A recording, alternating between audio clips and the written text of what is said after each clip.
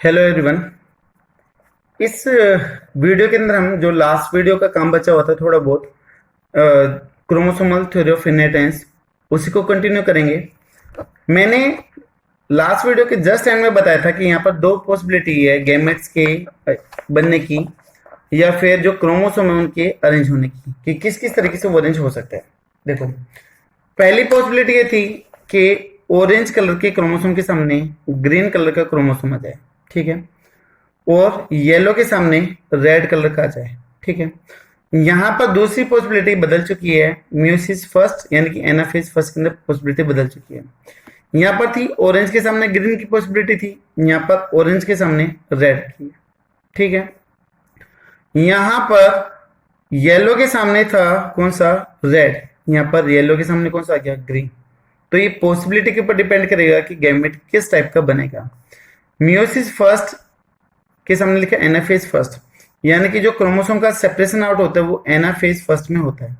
अब कौन से क्रोमोसोम कहां पर मूव करेंगे तो वो उनके अरेंजमेंट के ऊपर डिपेंड करेगा कि वो कैसे लाई करने लग रहे हैं, सेल में कैसे अरेंज हो रहे हैं, ठीक है।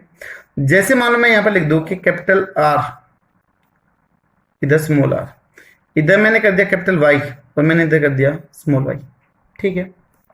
डाइहाइब्रिड क्रॉस पढ़ा था, कुछ वैसे कॉन्सेप्ट है। यहां पर आ गया कैपिटल आर कैपिटल वाई, यहां पर आपका आ गया स्मॉल आर स्मॉल वाई, और दो तरह के गैमेट बन गए आपके, कैपिटल आर कैपिटल वाई और स्मॉल आर स्मॉल वाई। पहली पॉसिबिलिटी हो गई। तो इसके अंदर ये दो तरह के गैमेट बन गए, capital R capital Y small R small Y. ये भी सेम में रहेगा, capital R capital Y small R small Y, ठीक है। तो बात एक है, लेकिन गैमेट के टाइप कितने आएंगे, सिर्फ और सिर्फ दो ही टाइप। अब इधर देखो, हमने ऑरेंज वाले को क्या लिया था, कैपिटल आर लिया था, और रेड वाले को क्या लिया था हमने, स्मॉल वाई। इधर दिखाई दे रहा ना, रेड के लिए हमने स्मॉल वाई। मैंने बोला था कि रेड था लेकिन नहीं दिखाई दे रहा था, इसलिए मैंने ब्लू कर दिया था। तो ये था आपका रेड क्रोमोसोम। तो रेड अगर स्मॉल वाई है तो इधर मैं क्या लिख दूंगा, स्मॉल वाई। येलो के लिए क्या लेता, स्मॉल आर, अगर ये स्मॉल आर तो इधर भी कौन सा जाएगा, स्मॉल आर। ग्रीन के लिए क्या हमने क्या लिया था, कैपिटल वाई, तो इधर भी क्या लिख दूंगा मैं, कैपिटल वाई। उसके बाद में मियोसिस सेकेंड, तो मियोसिस फर्स्ट हुई, एनाफेज फर्स्ट हुई, तो ये दो क्रोमोसोम एक तरफ चले गए, दो क्रोमोसोम एक तरफ चले गए, ठीक है। अभी पीछे हमने देखा था डायग्राम में। तो यहां पर कैपिटल आर और स्मॉल वाई, इधर क्या आ गया, स्मॉल आर कैपिटल वाई आ गया। तो यहां पर दो तरह के गैमेट बन गए आपके, कैपिटल आर स्मॉल वाई, ठीक है। दूसरा इधर बना आपका स्मॉल आर कैपिटल वाई, तो इधर भी दो तरह की पॉसिबिलिटी है, ठीक है। तो यहां पर भी दो पॉसिबिलिटी और यहां पर भी दो पॉसिबिलिटी है, लेकिन दोनों के केस में आप देख सकते हो कि अलग अलग आ रहा है। कैपिटल आर के साथ में कैपिटल वाई है, यहाँ पर कैपिटल आर के साथ में स्मॉल वाई है, इधर स्मॉल आर के साथ में स्मॉल वाई है, इधर स्मॉल आर के साथ में कैपिटल वाई है, ठीक है। तो टोटल हमारे पास में 4 कॉम्बिनेशन बन रही है। अब कौन सा गैमेट बनेगा वो डिपेंड करेगा on the basis of the chromosome arrangement, कि जो क्रोमोसोम है वो सेल में किस तरीके से अरेंज करने लग रहे हैं, उसके बेसिस पे वो अरेंज करेंगे। इसके बाद हम रिकम्बिनेशन की भी बात करेंगे कि रिकम्बिनेशन से 4 टाइप ऑफ गैमेट कैसे बनते हैं वो भी देखेंगे। बट उससे पहले यहाँ पर कंपैरिजन गिवन है जो बहुत इंपॉर्टेंट है, अब बोर्ड एग्जाम के लिए भी और कंपटीशन एग्जाम के लिए भी, वो आपको देखना है। एक comparison between the behaviour of chromosome and the gene, chromosome और जीन को कंपेयर कर रखा है। यहाँ पे नहीं लिख रखा कि कौन सा क्रोमोसोम है और कौन सा जीन है। आपको स्टेटमेंट पढ़ने और फिर बताने कि इनमें से कौन सा क्रोमोसोम और कौन सा जीन है। अकर in pair, occur in pair, भाई चाहे क्रोमोसोम हो चाहे जीन हो, दोनों के दोनों पेयर में रहते हैं, स्टेटमेंट सही है। दूसरा, segregation at time of gamete formation such that only one of each pair is transmitted to the gamete, ठीक है। इधर दे रखा है segregate at gamete formation and only one of each pair is transmitted to the gamete, ये statement भी दोनों की दोनों सेम है। अभी तक आप इनके बेसिस पे नहीं बता सकते कि जीन कौन सा है और क्रोमोसोम कौन सा है, क्योंकि बिल्कुल वर्डिंग आपकी सेम है, कोई भी चेंज नहीं है। तो आप किसी को भी जीन या क्रोमोसोम बोल सकते हो, यहाँ पर कोई भी डिफरेंस नहीं रहेगा, ठीक है। यहाँ पर देखिएगा लास्ट पॉइंट है, independent pair segregate independently of the each other, ठीक है। यहाँ पर दे रखा one pair segregate out independently of the another pair. इस पॉइंट में डिफरेंस आया, दोनों की वर्डिंग अलग अलग है, दोनों की सेंस भी अलग अलग है। Independent pairs segregate independently of the each other, ठीक है। यानी कि जो क्रोमोसोम है वो फ्रीली मूव करने लग रहे हैं, इंडिपेंडेंटली मूव करने लग रहे हैं, दोनों एक दूसरे के ऊपर डिपेंडेंट नहीं है, ये फ्रीली इंडिपेंडेंटली क्या कर जाएंगे, मूव कर जाएंगे। एक गैमेट में चला गया, दूसरा दूसरे गैमेट में चला गया, ठीक है। यहां पर देखिएगा one pair segregate independently of the another pair, ठीक है। इसमें ईच अदर बोला था, इसमें क्या है, अनदर पेयर। यानी कि यहां पर बात हो रही है किसकी, क्रॉसिंग ओवर की बात हो जाएगी। कैसे, मैं बोलता हूं कि ये कोई क्रोमोसोम है, मियोसिस में आता है मियोसिस फर्स्ट, और मियोसिस फर्स्ट में आता है आपका पैकेटिन फेज, या फिर आप इसको पकाइटिन फेज भी बोल सकते हो। यहां पर मैं बोलता हूं capital A, capital B, capital C, capital D. यहां पर मैं कर दूं small A, small B, small C और स्मॉल डी, ऐसा कर दिया। अभी मान लो यहां पर एक दूसरा क्रोमोसोम है, ठीक है, तो दूसरा क्रोमोसोम भी कुछ ऐसा ही है। यहां पे था capital A, capital B, capital C और कैपिटल डी। यहां पर आपका वही small A, small B, small C, small D. अब आप देख सकते हो क्या इसके अंदर कोई चेंज आया है, नहीं। ये वाली आर्म तो बिल्कुल सेम रहेगी, जो इधर की है ना, ये वाला जो सेगमेंट है इधर का अभी दिखाई दे रहा है, capital A, capital B, capital C, capital D, क्या कोई चेंज आया, नहीं आया। तो ये क्रोमोसोम कुछ ऐसा जाएगा, capital A, capital B, capital C, capital D. क्या इसके अंदर कोई चेंज आया, नहीं आया। इस क्रोमोसोम में small A, small B, small C, small D. अब इसमें देखो यहां पे क्रॉसिंग ओवर हो गई, ठीक है। क्रॉसिंग ओवर हमने मियोसिस के केस में पहले पढ़ा था एक बार। यहां पर सेगमेंट चेंज हो जाएंगे, कैपिटल बी के साथ में था कैपिटल ए, बट यहां पर सेगमेंट चेंज हो चुका है, बदल चुका है। तो यहां पर कैपिटल ए की जगह पर क्या जाएगा, small A, small A, capital B, capital C, capital D. ये कॉम्बिनेशन बना। एक कॉम्बिनेशन क्या बन जाएगा आपका कि यहां पर स्मॉल वाले के साथ में कैपिटल वाला आ जाए। तो यहां पर कैपिटल ए, स्मॉल बी कर दें, स्मॉल सी और स्मॉल डी, ऐसा कर दें। तो यहां पर आपके सेगमेंट बदल जाएंगे, ठीक है। तो यहां पर ये जो जीन है कैपिटल ए वाला, ठीक है, वो कैपिटल बी से अलग हो रहा है, ये इसके ऊपर डिपेंडेंट नहीं है, ये अलग जा रहा है और ये अलग जा रहा है। तो मतलब इस पॉइंट में किसकी बात कर रहा है, क्रॉसिंग ओवर की बात करने लग रहा है कि एक दूसरे से अलग हो सकते हैं। तो one pair segregates independently of the another pair, ठीक है। जो जीन है वो एक दूसरे से अलग अलग क्रॉसिंग ओवर करके अलग अलग होके पास आउट हो सकते हैं, ठीक है। और तब की ऐसा नहीं है, ये तो पूरे के पूरे सेपरेट आउट होंगे, और तब की जीन जो एक ही क्रोमोसोम पे वो क्या हो जाएगा, अलग अलग होगा। देखो अगर मैं क्रोमोसोम की बात करूं तो क्रोमोसोम तो ऐसे है ना भाई, क्रोमोसोम तो पूरा का पूरा मूव कर गया, तो इंडियन फ्रीली मूव करके ईच अदर से एक दूसरे से अलग अलग हो गए। बट यहां पर बात हो रही है पेयर की, जीन की, तो यहां पर ये क्रॉसिंग ओवर करके भी एक दूसरे से अलग अलग हो सकते हैं। जो सेम क्रोमोसोम पे इवन वो भी अलग अलग हो सकते हैं। भाई अगर मैं क्रोमोसोम की बात करूं तो जीन तो हमेशा साथ रहेंगे, वो अलग नहीं होंगे। बट अगर मैंने जीन के अलग होने की बात कर दी तो क्रॉसिंग ओवर की बात आ जाएगी, ठीक है। तो ये जो लास्ट वाला पॉइंट है वो किसके लिए अप्लाई हो रहा है, फॉर द जीन। यानी कि जो ये पॉइंट है B, that is the gene and A is the chromosome, ठीक है। तो यहां पर ये लास्ट वाला पॉइंट सबसे ज्यादा इंपॉर्टेंट है, जो क्रॉसिंग ओवर को और फ्री सेपरेशन को समझाता है, ठीक है। जहां पे क्रॉसिंग ओवर होके जीन अलग अलग हो रहे हैं तो वो जीन की बात करेगा, पूरे के पूरे इंडिपेंडेंटली एक दूसरे से अलग हो रहे हैं वहां पर, तो वो बात कर रहा है किसकी, क्रोमोसोम की बात कर रहा है, ठीक है। अभी इस क्रोमोसोमल थ्योरी ऑफ इनहेरिटेंस को समझने के लिए कुछ पॉइंट है मेन जो मियोसिस के गिवन है, वो एक बार हम यहाँ पे समझ लेते हैं वीडियो के अंदर। एक बार मैं रिसाइट ही कर देता हूँ, उसके बाद में फिर आगे कंटिन्यू करते हैं। Chromosomal theory of inheritance. Mendel started his work on the P in 1856 and published in its 1865. ठीक है, इसमें काम किया था और इसमें पब्लिश हो गया था।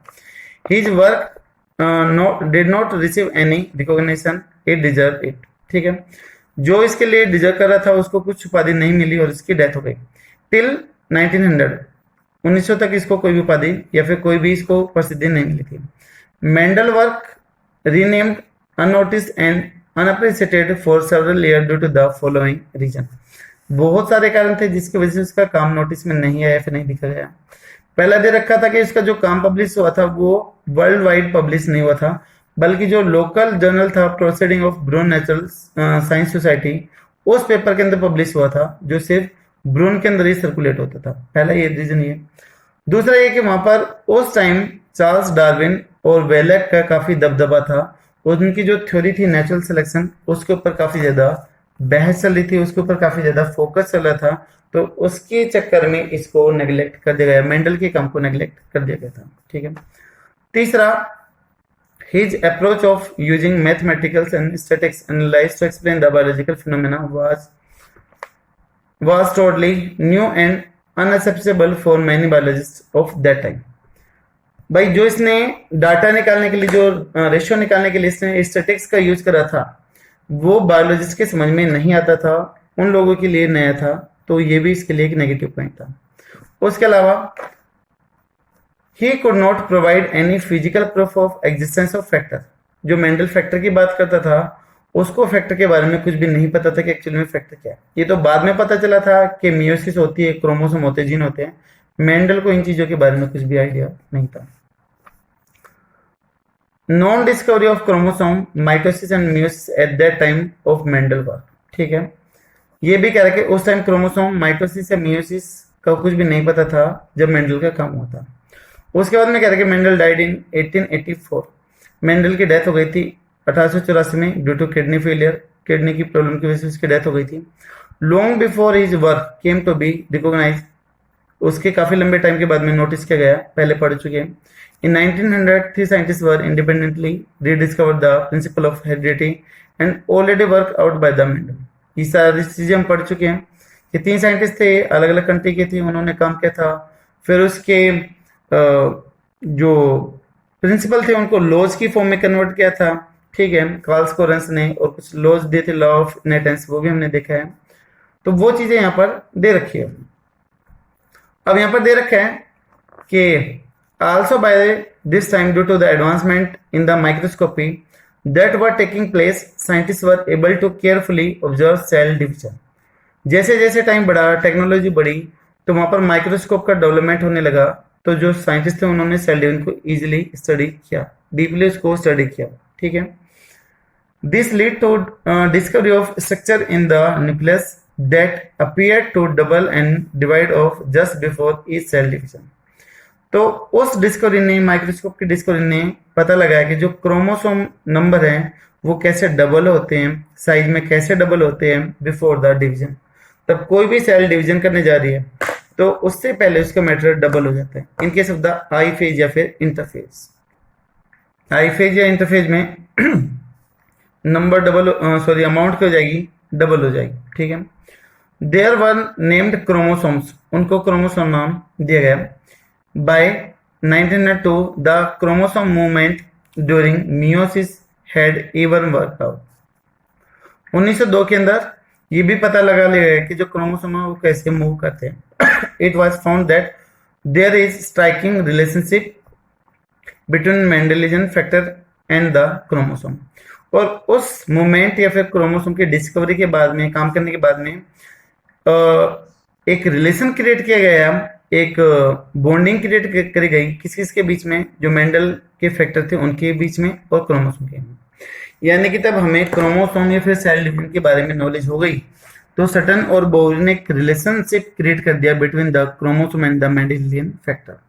तो उसी को बोला गया parallelism between the chromosome and the factor, कि जो क्रोमोसोम है और जो फैक्टर उनके बीच में क्या क्या समानता है वो यहाँ पर बताया। ठीक है, उसके बाद में you have studied chapter cell division and the cell cycle in the 11th।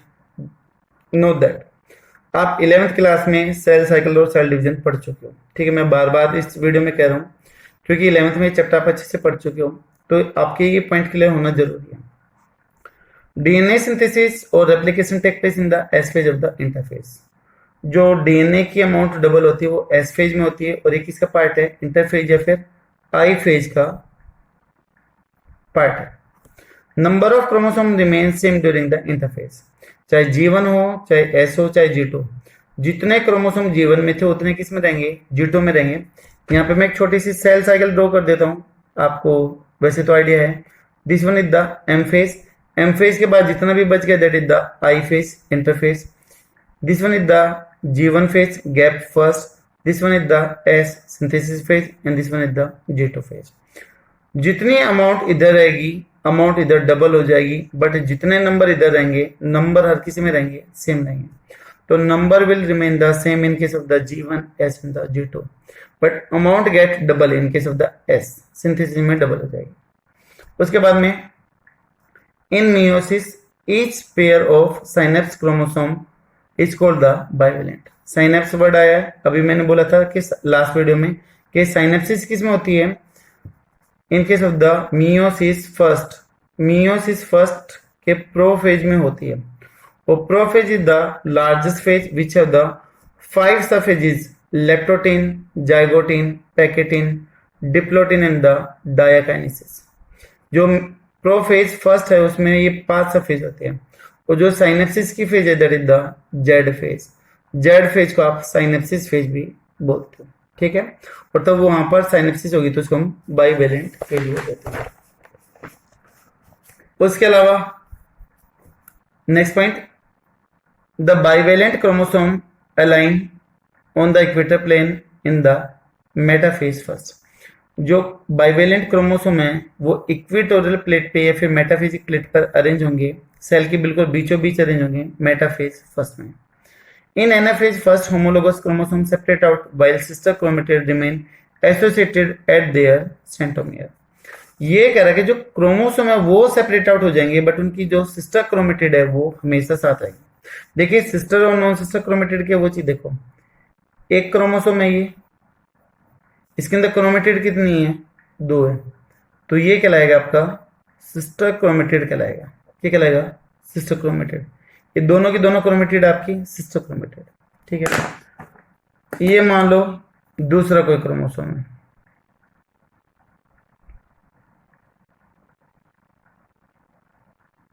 ठीक है। ये दोनों क्या हैं, सिस्टर क्रोमेटिड है, ये दोनों सिस्टर क्रोमेटिड। बट अगर मैं बात कर दूं एक ब्लू और एक रेड की, अलग अलग क्रोमोसोम की है, तो these are the non sister chromatid. तो ये क्या होंगी, नॉन सिस्टर क्रोमेटिड होगी, ठीक है। तो क्रोमोसोम अलग अलग हो जाएंगे, तब डिवीजन होगा, म्यूसिस फर्स्ट होगा तो अलग अलग हो जाएंगे, बट जो सिस्टर क्रोमेटिड है वो हमेशा क्या रहेगी, साथ रहेगी, ठीक है। और इस चीज का ध्यान रखना कि जो क्रॉसिंग ओवर होती है वो हमेशा नॉन सिस्टर क्रोमेटिड के बीच में होती है, ठीक है। जो क्रॉसिंग ओवर होगी वो हमेशा किसके बीच में होगी, नॉन सिस्टर क्रोमेटिड के बीच में होगी। क्रॉसिंग ओवर या फिर recombination always take place between non-sister chromatid of homologous chromosome। बताया था कि होमोलोगस क्रोमोसोम क्या होते हैं, तो ये दोनों गए होमोलोगस क्रोमोसोम, बट इनकी जो क्रोमेटिड है वो अलग अलग है, तो ये कहलाएगी आपकी नॉन सिस्टर क्रोमेटिड। तो अलग हो गए, तो आप देख सकते हो कि क्रोमोसोम अलग हो गए, बट इनकी जो क्रोमेटिड है वो क्या है, अभी भी साथ में, ठीक है। Anaphase second involve the splitting of centromere of each chromosome and movement of chromatid toward the opposite pole of the cells. Anaphase second की बात करें, यहां से ये सेंट्रोमियर टूट गया, तो अभी क्रोमोसोम के नंबर क्या हो गए, डबल हो गए, और वो अपोजिट पोल की तरफ क्या करने लगे, मूव करना स्टार्ट कर देते हैं। यहाँ पर meiosis result 4 haploid daughter cells from 1 diploid sales. एक सेल से कितनी सेल बनेगी, 4 बनेगी। क्रोमोसोम नंबर क्या हो जाएंगे, हाफ हो जाएंगे। यहाँ पर n की वैल्यू 2n की वैल्यू कितनी दे रखी है, 4, ठीक है।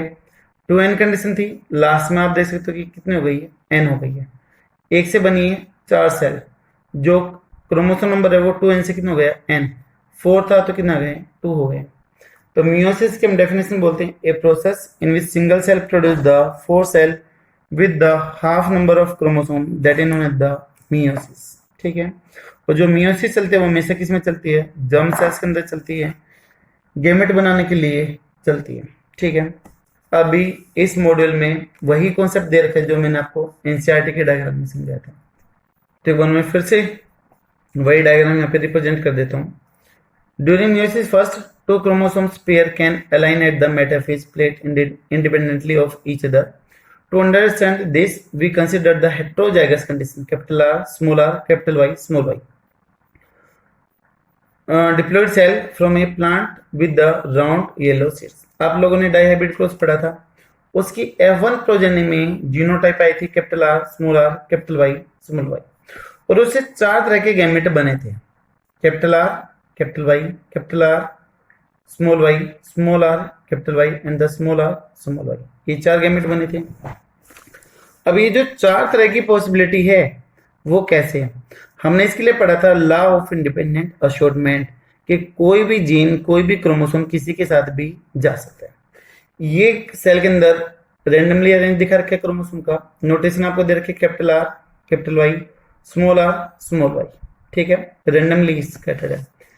पहली पॉसिबिलिटी में बताया है कि अगर क्रोमोसोम ऐसे अरेंज हो जाए एनाफेज फर्स्ट में कि कैपिटल R के सामने कैपिटल Y आ जाए, स्मॉल r के सामने स्मॉल y आ जाए, तो वो सेपरेट आउट ऐसे ही होंगे कि लास्ट में कैपिटल R, कैपिटल Y एक साथ आएगा, स्मॉल r, स्मॉल y एक साथ में आएगा। तो यहाँ पर 2 तरह के गैमेट बन जाएंगे, capital R, capital Y, small r, small y। Clear है? According to possibility first, possibility first के अकॉर्डिंग यहाँ पर ये 2 तरह के क्रोमोसोम बन सकते हैं। दूसरी पॉसिबिलिटी भी हो सकती है गैमेट बनने के दौरान या फिर सेपरेट आउट होने के दौरान, ये तो रैंडमली है, ठीक है, पर साइनेप्सिस होगी, पहला वाला पहले के सामने, दूसरा वाला दूसरे के सामने, ऐसे ही होगा मिस्टर। अब यहाँ पर देखो कैपिटल R के सामने स्मॉल y आ जाए और यहाँ पे स्मॉल r के सामने कैपिटल Y आ जाए, तो वही आपकी एनाफेज सेकंड होगी, सेपरेट आउट हो जाएगा। तो यहाँ पर कैपिटल R के साथ में क्या आ रहा है, स्मॉल y, और स्मॉल r के साथ में क्या आ रहा है, कैपिटल Y। तो यहाँ पर 2 गैमेट ये बन गए। तो टोटल कितने तरह के गैमेट बन सकते हैं, 4, capital R, capital Y, small r, small y, capital R, small y and the small r, capital Y। ये 4 तरह की पॉसिबिलिटी बननी है गैमेट बनाने के दौरान इन डिप्लॉयड कंडीशन। अब ये कैसे बन सकते हैं, किसके साथ में कौन जा सकते हैं, वो इनके ऊपर डिपेंड करेगा। आई होप शायद क्लियर होगा। यही आपका लॉ ऑफ इंडिपेंडेंट अशोर्टमेंट, कि कोई किसी के साथ भी अरेंज होके जा सकता है, कोई बाउंडेशन नहीं है, सभी की फ्रीक्वेंसी इक्वल है। इसके भी देखो कितने बन रहे हैं, 2 सेल, इसकी भी 2 सेल, इसकी भी 2 सेल और इसकी भी 2 सेल, तो सभी की फ्रीक्वेंसी कैसी है, सेम है। यहाँ पर कोई भी चेंज नहीं आएगा, चाहे वो चाहे वो रिसेसिव हो या फिर डोमिनेंट हो। तो यहाँ पर दोस्तों ये चीज कंप्लीट होती है आपकी क्रोमोसोमल थ्योरी ऑफ इनहेरिटेंस। यहाँ से कंपटीशन एग्जाम में क्वेश्चन कम ही बनते हैं, लेकिन हाँ बोर्ड एग्जाम में काफी ज्यादा बन जाते हैं। 3 नंबर तक का काम यहाँ से पूछ लिए जाते हैं। इस थ्योरी का देखिए कि क्या क्या सिमिलरिटीज है, कैसे अरेंज होंगे, वो चीजें आ जाती हैं। नेक्स्ट क्लास में हम बात करेंगे, नेक्स्ट वीडियो में हम बात करेंगे about the TH Morgan, Thomas Hunt Morgan की, जिन्होंने ड्रोसोफिला मेलेनोगैस्टर यानी कि फ्रूट फ्लाई के ऊपर काम किया था। एक्सपेरिमेंट बहुत सारे करे थे, तो इसलिए इसको फादर ऑफ एक्सपेरिमेंटल जेनेटिक्स भी बोला जाता है। ठीक है, उससे पहले हम ड्रोसोफिला के फीचर देखेंगे, उसने कौन कौन से एक्सपेरिमेंट किए थे, क्या क्या कंक्लूजन दिए थे, तो वो सारा कुछ नेक्स्ट वीडियो में देखेंगे। तो वहां से हम स्टार्ट करते हैं एक्सपेरिमेंटल जेनेटिक्स। आई होप शायद आपको क्रोमोसोमल थ्योरी ऑफ इनहेरिटेंस समझ में आई होगी, लेकिन फिर भी मैं एक बार फिर से रिक्वेस्ट करता हूँ कि प्लीज इस थ्योरी को समझने से पहले आप एक बार मियोसिस जरूर पढ़ ले 11th की बुक से। ठीक है, अगर फिर भी कोई डाउट हो तो प्लीज आप कमेंट बॉक्स में जरूर कर सकते हैं। Thank you so much.